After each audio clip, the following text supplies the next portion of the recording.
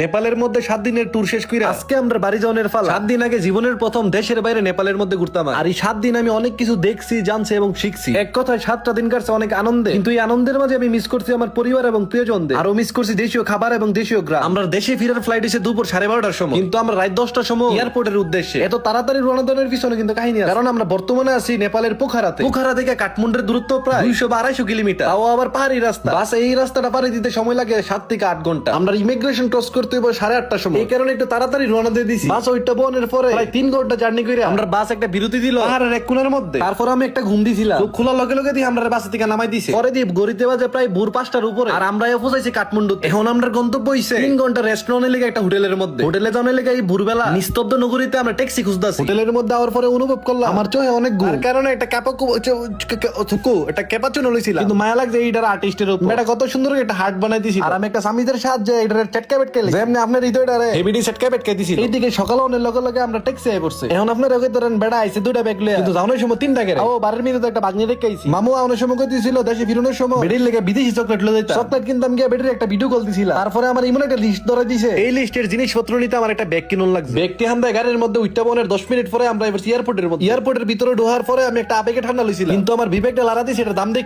মাগ মা 1টা না 2টা না 500 টাকা। এখন চিন্তার বিষয় হলো এটার ভিতরে কি এমন আছে যেটার দাম হয়ে গেল 500 টাকা। এই চিন্তা করতে করতে দাঁড়াই গেলাম গা বোর্ডিং পাস নেওয়ার সিরিয়াল। আমি ডানা কাটা পরির কথা অনেক শুনছি, কিন্তু ডানা ছাড়া ফ্যান এই প্রথম দেখলাম নেপালের ত্রিভুবন ইন্টারন্যাশনাল এয়ারপোর্ট। বোর্ডিং পাস নেওয়া শেষ, এখন আমরা যেতেই ইমিগ্রেশনের মধ্যে। ইমিগ্রেশনে যাওয়ার সময় আমার বাংলাদেশ এয়ারপোর্টের কথা মনে পড়ে গেছিল। বাংলাদেশ এয়ারপোর্টের মধ্যে কি যে একটা হয়রানি হয়েছিল, ফ্যানের পাইতারের কারণে কয়েক মিনিটের লেগে আমার ফ্লাইট মিস হয়েছে। এই জায়গার মধ্যে নেপালের ইমিগ্রেশন ক্রস করতে আমার সময় লাগছে মাত্র 2 মিনিট। ইমিগ্রেশন শেষ করে পড়লাম সিকিউরিটি চেকআপ। সিকিউরিটি চেকআপ করে আধা ঘন্টা অপেক্ষা করার পরে আমরা বিমানে উড়ানোর সময় হয়ে গেছে। বিমান কাছ থেকে দেখানোর আমার একটা ছোটবেলার স্বপ্ন ছিল, কিন্তু সময়ের পরিবর্তনে আজকে আমি এই বিমানের যাত্রী, আর যাত্রী হওয়ার সুবাদে বিমান কাছ থেকে দেখানোর এবং উড়নের দুইটা স্বপ্ন পূরণ হয়ে গেছে এক লগে। এদিকে আমরা বাস দিয়ে পড়লাম বিমানের কাছে। এখন সুনামন্দরের গান গায়ে আটতে আটতে বিমানে উড়নের পালা। পুরো বিমানের যাত্রী এক লগে উঠতেছিলাম দেখা উড়নের সময় একটু ভিড় ছিল। এইদিকে বিমানের সিটের মধ্যে বওয়ার পরে আমি পুরাই হতাশ। সিটের মধ্যে বইয়া ঢাকার লোকাল বাসের সিট আর বিমানের সিটের মধ্যে আমি কোনো তফাৎ খুঁজে পেলাম। মানে এই ক্ষুদ্র স্পেসের মধ্যে আমার মতো 6 ফুট 2 ইঞ্চির দামরা বেড়া কেমনে বই আপনার রিকো। সকালে ক্যাপাচুনো আর জুস ছাড়া আমি আর কোনো কিছুই ছিলাম, যার কারণে বিমানে নাস্তা দেওয়ার পরে আমি মোটামুটি ক্ষুধার্ত ভাগ হয়েছিলাম গা। হাতের উপাসের রুটিটা এত মজার না হইলো এটা সবটা খায় পেটটা ভর্তি হইব। এন্ড হাবিবে তার হাতের বিস্কুটটা দিয়ে আমার একটু লালুস দেয় তো চাইছিল। আরে লালুস দেয় এমনি দাও